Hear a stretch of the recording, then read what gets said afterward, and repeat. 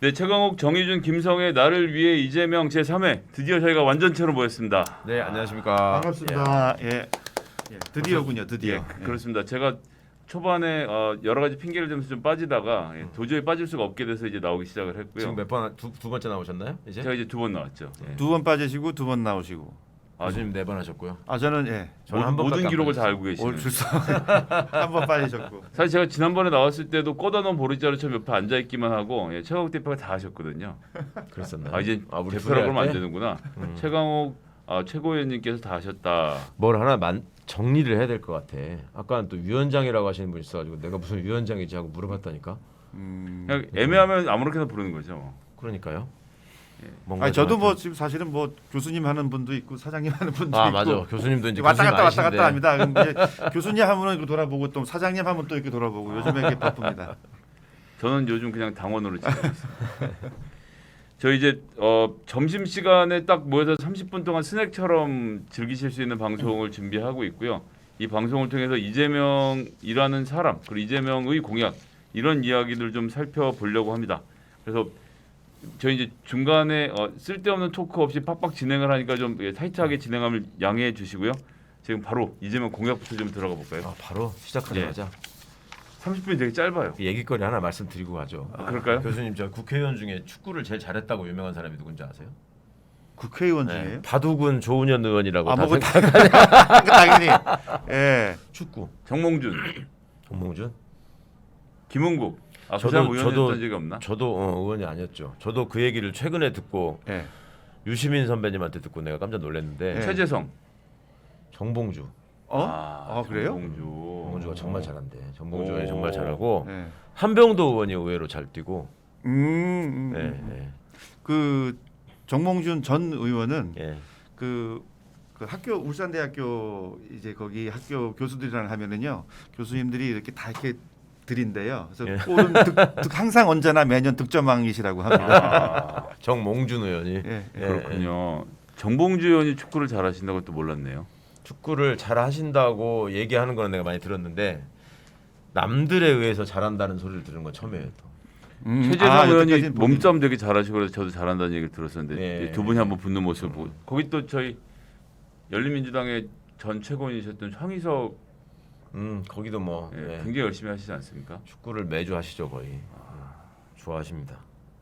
축구 얘기는 뭐 이어 주셔야지 축구 관련 거 아니죠? 공약이 없어서 좀 아쉽네. 그러니까. 다음번에 저희가 소상공인 분들이 조기 축구 이런 거 많이 하시잖아요. 스포츠 관련된 공약이 분명히 있을 테니까 발굴해서 다음번에 소개시켜 드리는 걸로 하고요. 오늘은 이재명의 공약 네. 소상공인 지원 편입니다. 예전과는 다르게 이재명이 제대로 합니다. 소상공인 자영업자 7대 공약을 발표를 했죠. 뭐 이제 근데 사실은 중요한 거는 지금 이제 영업시간 연장이나 대출 문제 그다음에 자영업자 보상 이런 것들이 좀 중요한 키워드로 등장할 것 같은데 어떻게 진행이 될지 참 걱정이 많이 됩니다.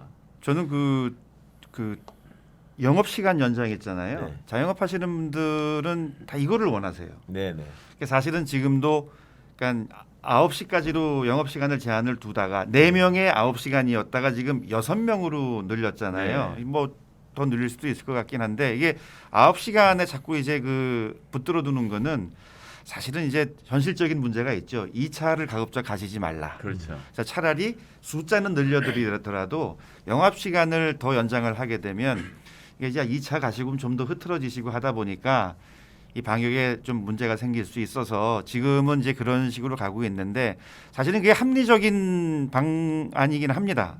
어쩔 수 없는 방안이긴 한데 이제 이재명 후보는 이거를 이제 조금 더 우리가 열심히 해서 방역은 하고 이 자영업 하시는 분들 너무 힘드니까 이것을 좀 조금 더 시간을 늘려드리자 하는 그런 쪽으로 방향을 잡은 것 같습니다. 일단 방역 패스가 있는 사람들은 24시까지 돌아다닐 수 있게 하자라는 것을 기본으로 해서 제안을 하셨는데 김부겸 총리가 오늘 하시는 말씀 들으니까 약간 방역이 풀릴 것 같은 느낌이 들긴 하던데요. 그러니까 그동안에 왜 9시로 제한했는지에 대해서는 알고 계실 텐데 저도 이제 이 방역 시간 문제가 왜 이렇게 잘 해결이 안 되나 싶어서 한번 여쭤봤거든요. 그랬더니 그 얘기를 하시더라고.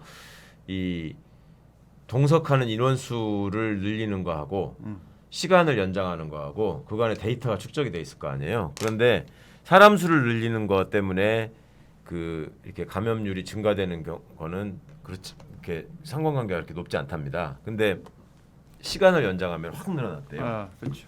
그래서 어쩔 수 없이 방역 당국이 지금 고육책을 쓰고 있는 면이 있는데 하여튼 오미크론이 우세종이 되면서 이제 새로운 전기가 마련되는 것 같으니까 조만간 이제 이재명 후보의 공약대로 실현될 수 있기를 바라고요.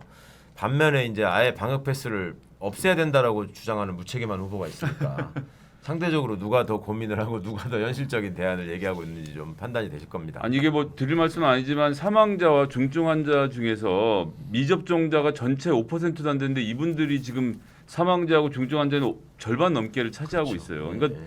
사실 본인들이 각오하고 한 일 아닙니까? 그거는 저희가 어쩔 수 없는 영역의 일인데 그렇게 해서 돌아가시는 분들이 많아서 되게 숫자가 많아 보이긴 하지만 예, 오늘 통계를 봐도 지금 5만 명이 넘는 확진자가 나와도 사망자가 50명 아래 수준을 유지하고 있고 아니, 그리고 그중에 위중증자는 계속 줄어요 지금. 그리고 이제 30분 넘는 분들이 80세 이상의 요양원에 계시는 분들이라서 뭐 우리나라 지금 폐렴이 전체 사망원이 3위거든요. 연세가 드시면 어느 순간에 폐렴에 걸려서 이제 요양병원에 돌아가신 경우가 많은데 우리가 그런 점에서 좀 냉정하게 판단을 해야 되겠다는 생각이 들고요. 그래서 우리 이재명 후보가 소상공인 자영업자 지원을 위해서 부분이 아닌 전부를 해줘야 된다. 누구는 주고 안 주고 방식이 아니라 피해를 당한 국민들 전부 지급을 해야 되고 금융보다는 재정 지원으로 해서 돈 빌려주고 버티라고 하지 말고 피해 당사자에게 직접적인 지원을 해줘야 된다고 말씀하고 계시고 사후가 아닌 사전 가게 문을 닫고 난 다음에 사후 지원 뭐 이거 뒷북치는 거 아닙니까? 그래서 지금 당장 힘들 때 적재적소에 지원하는 정책을 지금 내세우고 계십니다. 자세한 얘기들도 또 저희들 공약을 통해서 확인해 주셨으면 좋겠고요. 어쨌든 예 이게 뭐 그런데 방역이 정권이 바뀌어야 방역이 풀리겠다는 사람들의 생각이 많아질수록 사실은 이게 정권 교체 여론을 만들어내는데 또 전 효과가 있을 거라고 보기 때문에 김부겸 총리가 이제 좀 결단하실 때가 되지 않았나 이런 아쉬운 마음이 또 있기도 합니다. 그리고 저는 이 외국과 비교를 해보면 미국이 2003년에 그 코로나가 발생하고 나서 재정 지원을 우리나라는 여태까지 계속 선별 지원이었잖아요. 네. 국힘이 또 그걸 주장했고 뭐 정부의 담당자들도 자꾸 이제 그쪽으로만 몰고 갔는데 온갖 이유를 다 내세워서 근데 미국이 2003년 코로나 발생 이후에 한 1년에 걸쳐서 1,000조를 그냥 지원을 했어요. 네.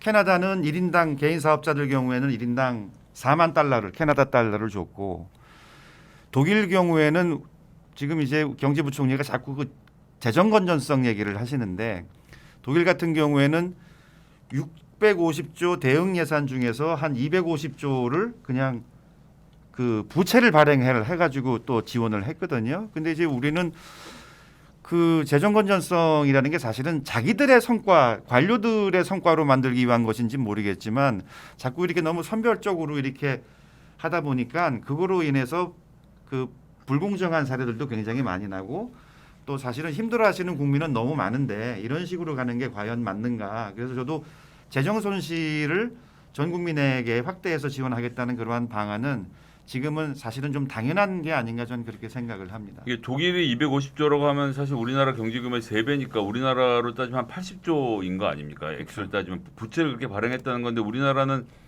작년 1년 동안 기재부가 잘못 계산해서 더 거둔 돈만 60조인데 그렇죠. 이것만 방역에 썼어도 좋았을 텐데 이거 다 지금 빚 갚는 데 날리고 뭐하고 어물쩍해서 대충하고 이 소위 말하는 방역 예산과 이 코로나 예산으로 쓰지 않았다는 점은 참 이것은 홍남기 부총리가 왜 이렇게 하는 걸까요? 이거는 이 대목에서 저는 좀 고민할 지점을 좀 짚어보고 싶은데 공무원들이 이제 자기 생각에 빠지거나 자기 이득을 위해서 정부의 정책을 농단한다 그러면 그거는 있어서는 안 될 일이죠. 근데 이 나름대로 제가 이제 건전한 야당의 필요성을 정말 이 시점에 절실하게 느끼는 게 아까 이제 우리가 시간 문제 뭐 동석 인원 문제 이런 거 잠깐 말씀드렸지만 예를 들어 만약에 국민의힘 주장대로 방역 패스 폐지하고 뭐 지금 당장 영업 시간을 뭐 그냥 그 제한 없이 풀어버린다거나 해가지고 혹여 그 확진자가 급증하게 되면 그러면은 본인들이 주장한 대로 했으니까 가만히 있을까요?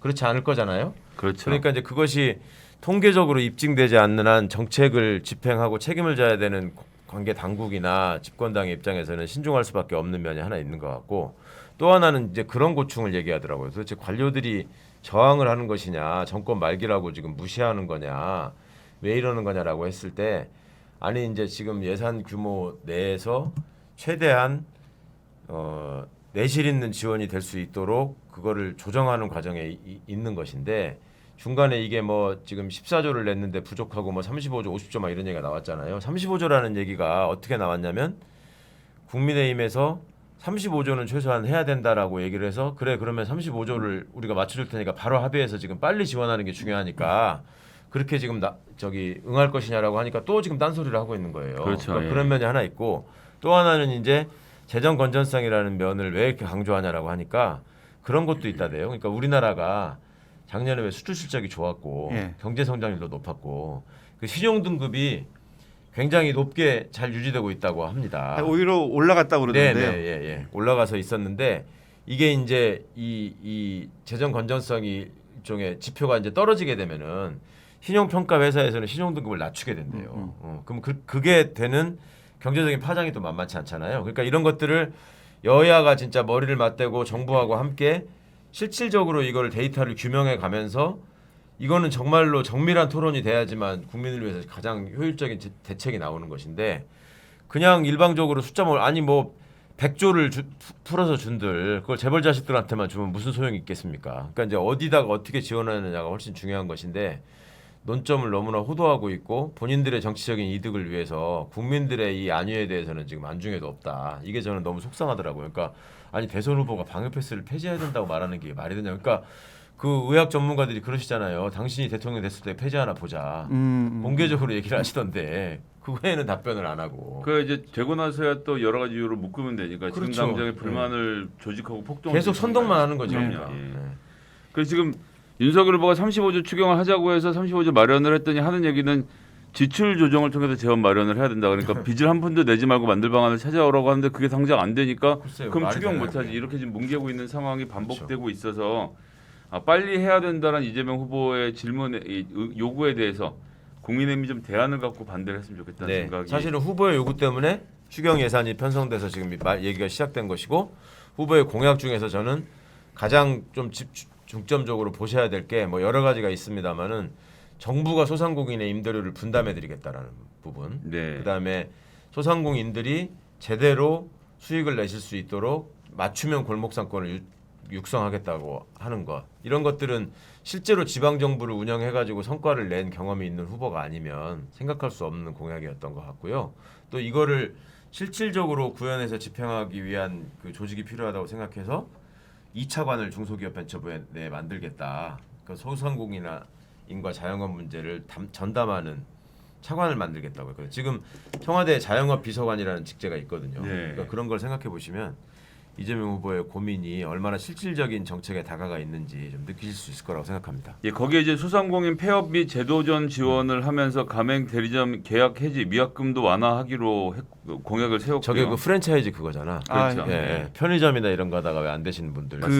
제가 이게 보니까 어떤 분한테 이제 얘기를 들어보니까 그 편의점 그 이제 직원들이 자기 담당 편의점들이 있을 거 아니에요. 이게 영역이 있을 텐데. 편의점 본사 직원들. 그렇죠. 본사 네, 직원들이. 네. 그럼 매일 아침 그 대리점 그 편의점에 가갖고 싸우는 게 뭐냐면 김밥 개수 가지고 싸운대요. 네. 그러니까 본사에서는 손님이 올 때는 얼마든지 언제든지 있어야 되니까 많이 진열을 하길 원하고 편의점주들은 그러면 버려야 되니까 네. 버리는 게 많아지니까 가급적 안 받으려고 하고 그러다 보니까 이게 다툼이 생기는데 그 이제 그러한 갑질 문제가 많이 오랫동안 있어 왔어요. 근데 지금 이게 저도 눈에 딱 들어오는 게 뭐냐면 여기 이제 그 가맹 계약 문제인데 그렇죠. 네. 그 편의점 하시는 분들이 잘 되는 경우도 있지만 안 되는 경우도 많잖아요. 사실상의 적자인데도 문을 닫지를 못하세요. 이놈의 위약금 때문에. 네. 3년에서 5년 그 정해진 계약 기간 안에 먼저 문을 닫게 되면 그 위약금을 무는데 이게 네. 5천만 원에서 1억을 넘어가기도 한답니다. 아. 그러니까 내가 적자를 봄에도 불구하고 문을 닫을 수가 없는 거예요. 이게 목돈을 내야 되니까. 그래서 적자를 보면서도 막 억지로 운영을 하시다가 결국 좀 이제 잘못되는 경우들도 많이 있는데 그래서 여기 이제 잘 나와 있듯이 이 위약금을 완화해주고 또는 이제 면제를 해준다든가 하는 것들은 이거는 자영업 하시는 분들, 특히 프랜차이즈 하시는 분들에게는 꼭 필요한 그러한 공약이 아닌가 그렇게 생각을 합니다. 이게 또 온라인 플랫폼 시장 공정화를 해서 대기업 온라인 플랫폼 사업자가 불공정 행위를 하면 징벌적 손해배상을 하겠다라는 것. 그리고 저게 온라인 플랫폼 사업자가 쿠팡 이런 거죠? 네, 뭐 이제 그런 거 말하는 거 아니야? 뭐 많죠. 이제 그 중에서 네. 쿠팡도 대표적으로 네, 들어와서 네, 예를 네. 들어서 최저 가격제를 지나치게 강요해서 가격을 후려치거나 이랬을 경우 이제 문제가 되면 징벌적인 손해배상을 물리겠다. 그러니까 인터파크 예를 들면 뭐 신세계 그렇죠. 몰 뭐 이런 거 다 지금 인터넷에 운영하고 있잖아. 예. 그렇죠. 근데 거기 입점하는데 이제 불이익을 너무 많이 주면 뭐 이제 갑질을 하면 배달 플랫폼도 다 마찬가지고요. 아, 예, 그러네요. 그런 네. 그런 내용들이 네. 다 포함되는 것이고요. 소공인, 소규모 제조업 지원 정책도 강화를 해서 협동조합을 소공인들이 함께 설립하면 시설 투자비 지원까지 해서 이렇게 7가지 소상공인 자영업자 7대 공약을 만들어 두었습니다. 여러분들 한번 관심 있게 지켜봐 주셨으면 좋겠습니다. 이제 그 골목길에 그 공방들 많던데 네. 저 지원 받으실 수 있겠네요. 아 그리고 한 가지 그 좀 꼭 제가 언급하고 싶은 게요. 금융 지원보다는 재정 지원을 하겠다는 거거든요. 그러니까 이번에 코로나가 뻥 터지니까 어려워하시는 자영업자들한테 자꾸 이제 대출을 대출. 예. 이제 낮은 금리로 대출을 네, 하겠다고 네, 하는데 해왔죠. 근데 이게 문제가 뭐냐면 제가 이제 부산 관광공사에 있을 때 사실은 이 코로나의 타격을 가장 많이 받은 데가 관광업계거든요. 그렇죠. 네. 예, 진짜. 이분들 얘기를 들어보면은 제발 이제 대출 좀 그만 준다고 해라. 아이고. 그러니까 메르스 사스 때 받은 대출 지금도 못 갚고 있대요. 예.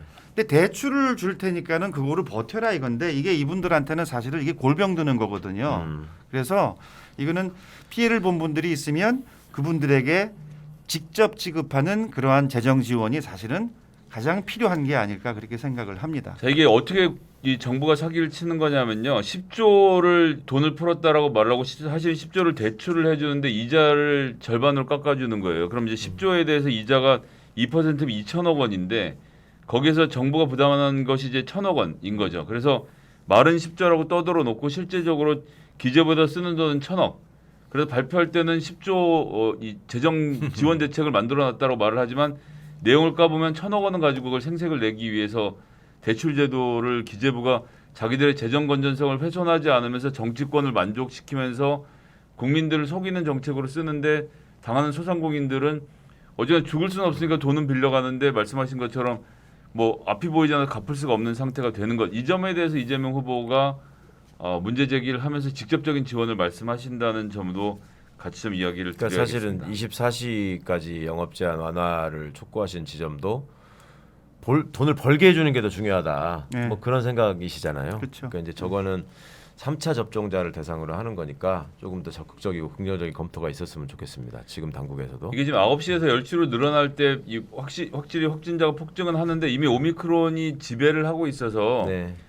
이제 사실 이제 이번 주 5만 명 이게 정점인지 넘어서는지에 대한 여러 가지 판단들이 있는데 이미 정점을 찍었다고 생각하는 사람들이 있고요. 아니면 이게 그건 넘어서겠죠. 더 넘어설 거라고 보는 견해들인데 이런 견해들 사이에서 좀 정리가 되었으면 좋겠다라는 생각이 들어서 어쨌건 3차까지 맞은 사람들은 증상도 경미하고 큰 고통을 겪지 않고 사실 고위험군인 60세 이상 노인층이 아니라면 밤늦게 돌아다닌다고 해서 큰 문제가 생긴 건 아닌 상태이잖아요 지금. 그러니까 우리 송영길 대표도 지금 확진돼가지고 격리돼 있다가 어저께부터 지금 나오셨는데 물어봤어 얼마나 아프더냐고 그랬더니 목이 조금 아프고요. 예, 예. 그냥 감기약 먹고 쉬니까 예. 뭐 그냥 감기보다도 독감보다도 약하다고 그러더라고. 그러니까 열 좀 나는 그 정도로 끝나는 분들도 많은 것 이제 같습니다. 오미크론 이제 감염 발열 이제 폐 위쪽, 이 목 쪽에서 다 하고 증상이 끝나서 폐를 다치게 하는 것 같으면 이제 폐렴으로서 이제 중증으로 가는데 오미크론은 그렇지 않고 끝나는. 그래서 다 인후통을 얘기하는구나. 예, 그래서 네.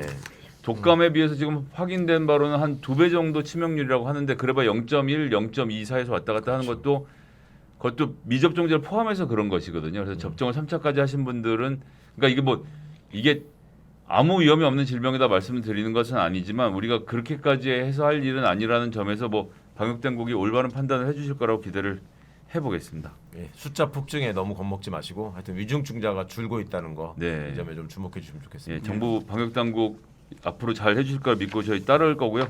대선 현안으로 좀 넘어가서 이야기를 해보도록 하겠습니다. 우리 뭐 비서 현직 비서관 전직 비서관님도 계시고 또 그 윤석열이 본인 검찰총장 할 때 적폐청산을 못했다, 그러니까 정부가 막아서 적폐청산을 못했다는 얘기를 할 때마다 제가 그 청와대에서 검찰총장이 직접 지시로 기소당했던 최강욱 비서관 얘기를 좀 해왔거든요. 좀 이 윤석열 검찰총장 재직 당시에 문재인 정부에 대한 과도한 수사를 한 것도 있지만 어쨌거나 그 당시에 제지를 당했던 어떤 이런 정황적 객관적 증거라는 것이 있나요? 자기들이 수사를 못했던 게 있나요? 정말로 택도 없는 소리죠. 그렇게 청와대 매번 와가지고 압수수색하겠다고 들이밀던 자들이, 그리고 아니 객관적으로 드러난 상황을 보더라도 지금 청와대 비서관 중에 기소된 사람이 몇 명인데, 제가 좀 여러 번 돼서 자꾸 반복돼서 되니까 저를 많이 기억하시는데 저 말고도 기소된 사람들 굉장히 많습니다. 그렇죠. 그러니까 지금 저 민정비서관, 무슨 국정상황실장, 정무수석 뭐 다 웬만큼 걸리는 사람 다 걸고 있잖아요. 네. 근데 그렇게 해놓고서 무슨 자기가 마치 일종의 권한 제약이나 피해를 당한 것처럼, 그러니까 어제 기자분들이 물었더만 어떤 게 제일 대표적인 적폐라고 생각하느냐, 그러니까 대답도 못하는 주제에 그냥 던져놓고, 나 참. 이게 기소가 된다는 건 사실은 기소가 되고 나면 검찰은 이제 수사에서 손을 떼는 거잖아요. 완성이 돼서. 예, 그러니까 울산 관련 건들도 다 기소를 한 거 아닙니까? 그렇죠. 아직도 못한 게 있다 이렇게 주장하는 사람들도 있던데요. 아니 이제 걸어놓고 괴롭히는 사람들이 있지. 저 월성 원전 사건들도 그렇고요, 울산 사건도 그렇고, 언제든지 당신은 다시 부를 수 있다라는 식으로 걸어놓고, 이게 검찰의 수법이거든요. 심지어 저기 뭡니까, 양승태 대법원장 사건에 가서 진술했던 판사들, 그다음에 조국 장관 사건에 가서 진술했던 그 지인들, 그분들 다 하나도 결정 안 하고 지금 쥐고 있어요. 그러니까 지금 계속 공포 분위기만 조성을 하는 그렇죠. 거예요. 그러니까 두 가지 용도가 있어요. 하나는 대선 후에 이걸 카드로 쓰겠다라는 게 큰 거고, 또 하나는 재판이 진행 중일 때 이분들이 증인으로 나오게 된단 말이에요. 그럴 때 내 마음에 들지 않게 증언하면은 너 바로 기소할 거야? 이런 식의 압박 카드를 쓰는 거지. 아주 나쁜 짓입니다. 이게 그러니까 지금 몇 년 동안 이렇게 들고 있는 사건들이 있는데, 그러니까 그 김만배의 녹취록에 등장했던 뭐 윤석열도 뭐 어떤 내 한마디면 죽어 뭐 네. 이런 얘기도 있는데, 사실 지금 그런 사람들 경우에도 지금 이런 분위기에서는 아무 말도 할 수가 없는 그런 상황이 그렇죠. 되는 이제 거죠. 도이치모터스 같은 경우에 보세요. 그 사람들이 거기 주가 조작한 사람, 그다음에 거기 함께 운영했던 그 권오수 씨 같은 사장, 이런 사람들은 뻔히 다 알고 있는 사실들이 있더라도 이미 구속된 상황이지만, 그렇죠.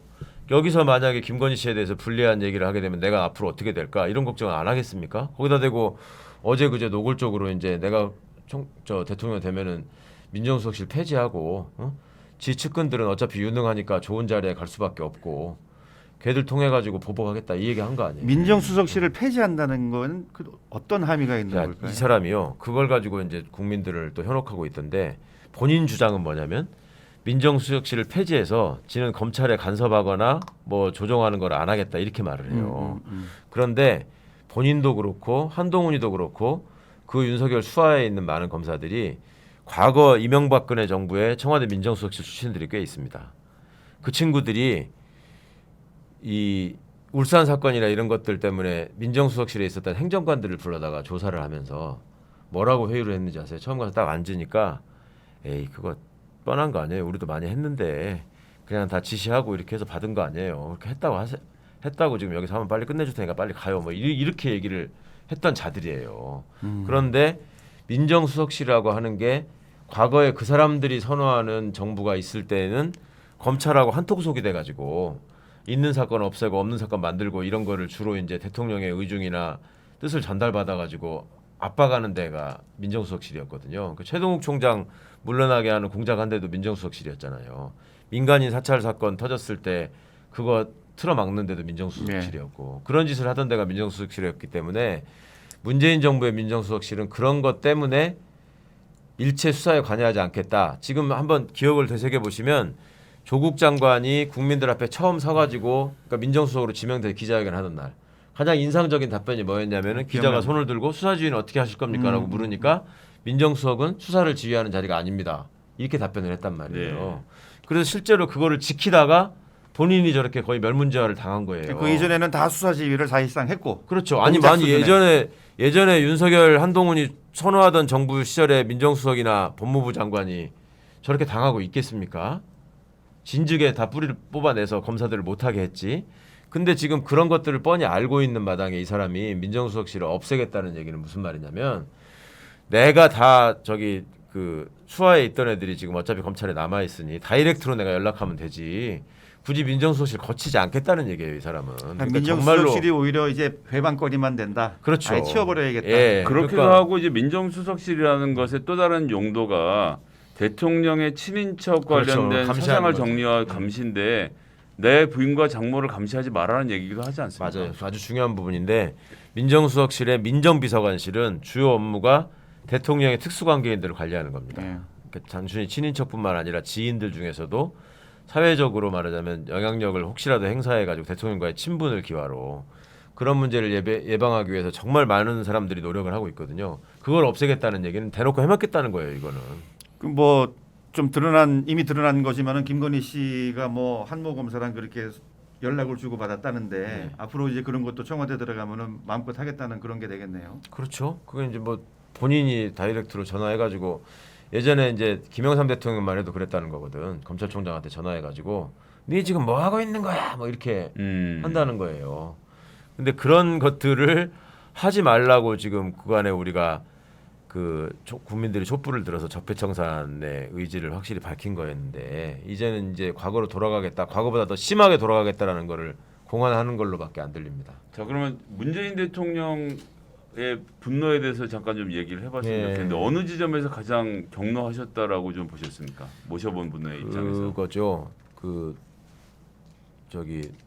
문재인 정부 아니 민주당 정부가 윤석열의 정확한 워딩이 그거였죠. 민주당 정부가 검찰을 이용해서 얼마나 많은 범죄를 저질렀습니까? 이렇게 말을 했어요.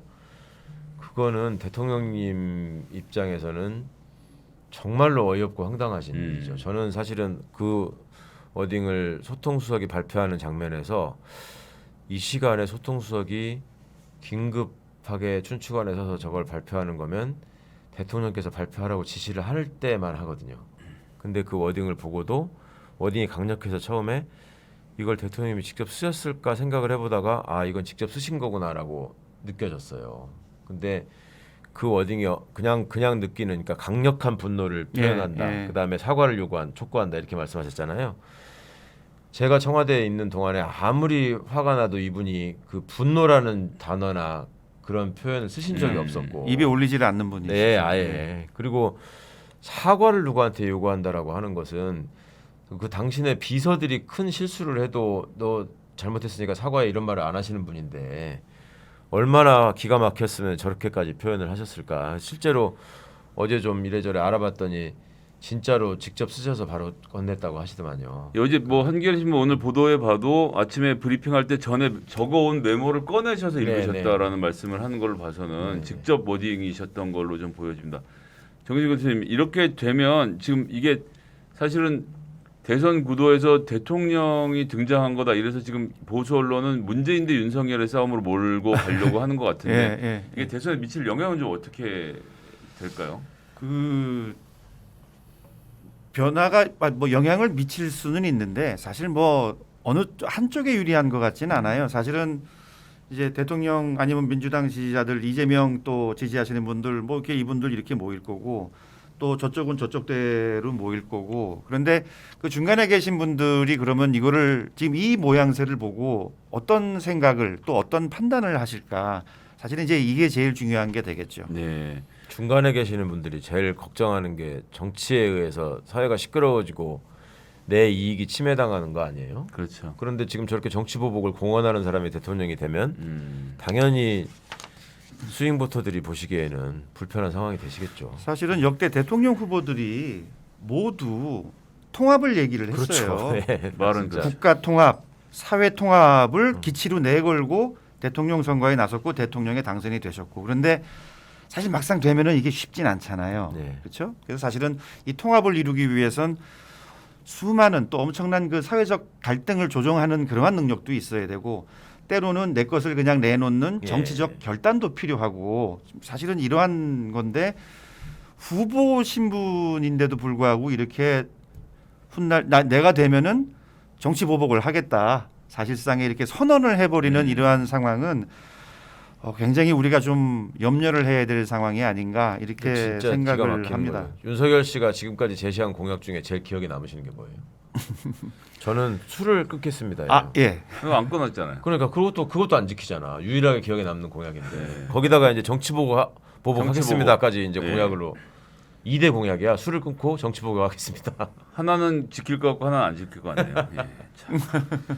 어이없는 일입니다. 하여튼 그래서 여러분들 그 말씀드렸던 것처럼 이번 사건의 좀 프레임을 잘 보시고 그 주변에 계신 중도층들에게 또 피해 보복을 불러오는 정치를 보고 싶느냐 사실 이렇게 물어보면 그걸 보고 싶다고 답변하시는 분들은 잘 없을 거라고 생각을 해서 그렇게 해서 좀 이번에 이 갈등을 좀 넘어가야 되지 않을까. 문재인 대통령이 참 이런 말씀 정말 안 하시는 분인데 예, 아주 이례적이었다는 점을 아니 그리고 말씀을 이거를 드리겠습니다. 마치 대통령께서 무슨 선거에 영향을 미치는 개입을 하는 것처럼 몰고 가려고 하는 이준석 대표의 발언이 있었는데 그 굉장히 그 어이없는 행동이고요. 그 지금 선거에 개입하는 선거를 언급한 게 아니라 후보가 없는 사실을 지어내 가지고 정치적인 공격의 소재로 삼았기 때문에 그분 문제점을 지적하고 사과하라고 한 거잖아요. 아니 지금 후보가 청와대 안에 들어와서 장독대 야구방망이를 깨면서 주인 나오라고 하는 거예요. 너 지금 그렇죠. 뭐한 짓이냐고 안 물어볼 수가 없지 않습니까 지금. 예. 어떻게 이렇게까지 무례한 행동을 하고 반응을 하지 말라고 하는 것인지 참 이해가 되지 않아서요. 이 점에 대해서 우리 유권자분들이 잘 판단해 주실 거라고 생각을 합니다. 오늘 이렇게 현안 살펴봤고요. 캠프 안내사항 2가지 소개해드리고 마치도록 하겠습니다. 첫 번째는 이재명 펀드가 1시간 반 만에 350억을 돌파해서 마감이 됐다라고 합니다. 2차는 원래 진행을 하려고 했는데 돈을 너무 많이 걷어서 못하는 걸로 돼서 돌려주느라고 지금 큰일 예. 났다고 하더라고요. 끝났다고 예. 하더라고요. 그래서 초과로 거둔 부분에 대해서는 이 비율대로 돌려드리는 것으로 지금 알고 있고요. 연이율 2.8%로 해서 꼭 돌려드리도록 하겠습니다. 대선 승리 후에.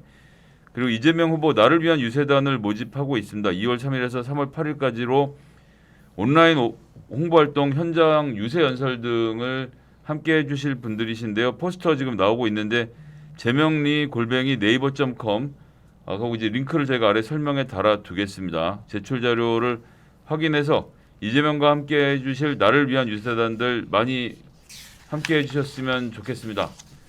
자 오늘 저희가 하여튼 30분 안에 맞추느라 막 진행을 하고 있는데요. 소감 교수님부터 한 말씀 좀 간단히 듣겠습니다. 예, 그 부산에 이제 내려온 김영춘 전 장관이 네. 이런 얘기를 옛날에 했어요. 그러니까 부산이 이제 험지다 보니까 항상 선거태를 치를 때마다 좀 고생이셨어요. 근데 이게 너무 강대강으로 붙으면 참 이게 사람들을 설득하기가 힘들다. 좀 말랑말랑해야 좀 이렇게 얘기를 걸기도 쉽고 네. 그런데 근데 지금은 상황이 이제 강대강으로 붙은 거죠. 이런 상황에서 상대방을 좀 중간에 있는 사람들을 돌려 세우려면 이재명의 장점을 얘기하시는 게 역시 중요하지 않나 싶습니다. 거기서 제일 중요한 게 뭐겠어요? 역시 이제 공약이죠, 공약. 그래서 이 공약이 저분들의 마음을 고민하는 저분들의 마음을 돌려 세울 수 있는 굉장히 좋은 알리바이, 명분이 될 수 있으니까 이런 것들을 가지고 이재명의 좋은 점, 이재명의 정책 공약들 주변에 좀 알려주시면 우리가 뭐 1%, 2%, 3% 이렇게 우리가 끌어올릴 수 있지 않나 그렇게 생각을 합니다. 저도 좀 말씀을 보태자면 공약도 공약이지만 지금 올림픽 상황이잖아요. 네. 최근에 이제 쇼트트랙 경기에서 그 편파 판정이 있었던 거 아니냐라는 것 때문에 많은 국민들이 분노하셨는데 이 틈을 지금 교묘하게 또 파고 가가지고 반중, 혐중 정서를 지금 자극하려고 하는 움직임이 보입니다. 야당의 굉장히 무책임한 행동이고 잘못된 모습이라고 생각하고 이 부분과 관련해서 감성적으로 동조하시고 폭발하시는 분들이 꽤 있는 것 같아요. 그리고 마치 문재인 정부가 중국 정부의 잘못을 비호하는 것처럼 이렇게 호도하는 내용들을 뿌리고 막 이렇게 하던데 그런 분들이 얘기하실 때마다 가장 효과적으로 그분들을 설득 내지는 반박할 수 있는 방법은 중국하고 우리나라하고 그 교역하는 양이 전체 우리 수출 물량 중에 몇 등이나 될 것 같냐 이렇게 반문하시는 게 제일 효과적이라는 경험자들의 말씀을 들었습니다. 대부분의 사람들이 미국이 1등, 유럽이 2등, 중국이 3등 정도 되지 않겠나 생각하시는데 중국이 압도적으로 1등입니다. 만약에 중국과 우리나라의 관계가 훼손이 되면 경제적으로 이게 타격을 받고 무너져 버리게 되면 우리나라가 쌓아 올린 이 금자탑들이 기반이 흔들리게 되는 상황입니다. 그렇기 때문에 대중국 외교는 경제 문제, 정치 문제들을 포괄해서 정말로 미세 조정이 필요한 정밀한 작업이 이루어져야 되는데 이렇게 무책임한 얘기를 하면서 국민의 삶을 위협하는 정책을 몰래 퍼뜨리고 있는 사람, 이 사람을 과연 용서하실 것인가? 이 부분을 꼭 좀 한번 물어보시고 좀 확인해 주시면 좋겠습니다. 그리고 그 윤석열 후보 측이 또 몰래 중국 쪽에는 또 사과도 했다면서요. 네, 뒷구멍으로 사과했다는 네, 굉장히 것도. 이중적이죠. 네. 우리나라 무역 흑자국입니다. 1년에 250억 정도의 무역 흑자가 나는데요. 중국과 홍콩 두 나라를 합쳐서 거둬들이는 무역 흑자의 양이 600억입니다. 그렇죠. 이 말은 무슨 말이냐면요. 중국, 홍콩 거래가 없으면 우리나라는 단숨에 300억 무역 적자국으로 전락하게 된다는 이야기이고요. 이런 이야기도 되고 반도체, LCD 등 고부가 가치 상품들을 지금 다 중국에 엄청나게 수출을 하고 있는데 이거를 틀어 막으면서 뭘 하겠다라고 하는 것은 대선으로 희생하기 너무나 큰 희생이 아닌가라는 점들을 우리 유권자들이 같이 봐주셨으면 좋겠고요. 자, 2월 11일 오늘입니다. 4당 대선 후보 2차 토론회가 8시부터 10시까지 JTBC, MBN, 채널A, TV조선, 연합뉴스TV, YTN을 통해서 보도되게 됩니다. 많은 홍보와 시청, 뭐 다른 거 없습니다. 이재명 후보가 제일 잘하는 것을 모든 국민들이 보는 것만큼 좋은 선거 운동이 어디 있겠습니까? 실시간 채팅으로 또 많이 응원도 그럼요. 해주시고요, 평가도 해주시고. 그 지금 올림픽 말씀하셨는데 그 올림픽 보도, 축구 경기 보도 같이 친구들이랑 함께 보세요. 네. 그렇게 부탁드리겠습니다. 자, 준비한 이재명 후보의 영상 보시면서 방송은 종료하도록 하겠습니다. 저희는 다음 주 월요일 12시 반에 또 찾아뵙겠습니다. 감사합니다. 감사합니다. 감사합니다. 반칙과 특권이 용납되는 시대는 이제 끝내야 합니다.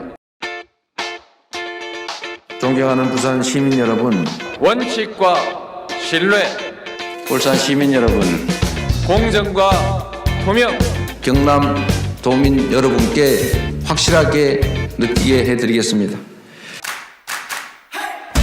우리는 변화를 원합니다.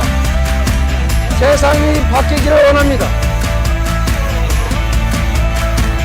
정치 세력 교체가 아니라 정치 자체를 바꿔야 하고 우리들의 삶을 바꿔야 하고 나라의 미래를 바꿔야 하는 것입니다. 공정한 나라, 성장하는 나라, 젊은이들도 희망을 가지고 아이를 낳고 얼마든지 도전할 수 있는 나라를 이 어목하고도 이 슬픈 현실을 해소하려고 기회를 넓히고 공정한 사회를 만들려고 노력하지는 못할 망정 그들을 편들어서 증오하게 하고 갈등하게 하고 분열시켜서 표를 갖는다는 게 이게 가당키나 한 일이겠습니까 여러분. 분열의 정치를 이겨내야 합니다. 증오의 정치를 배제해야 합니다. 통합의 길로 가야 합니다. 3월 9일에 새로운 유능한 사기 민주정부 만들 준비 됐습니까?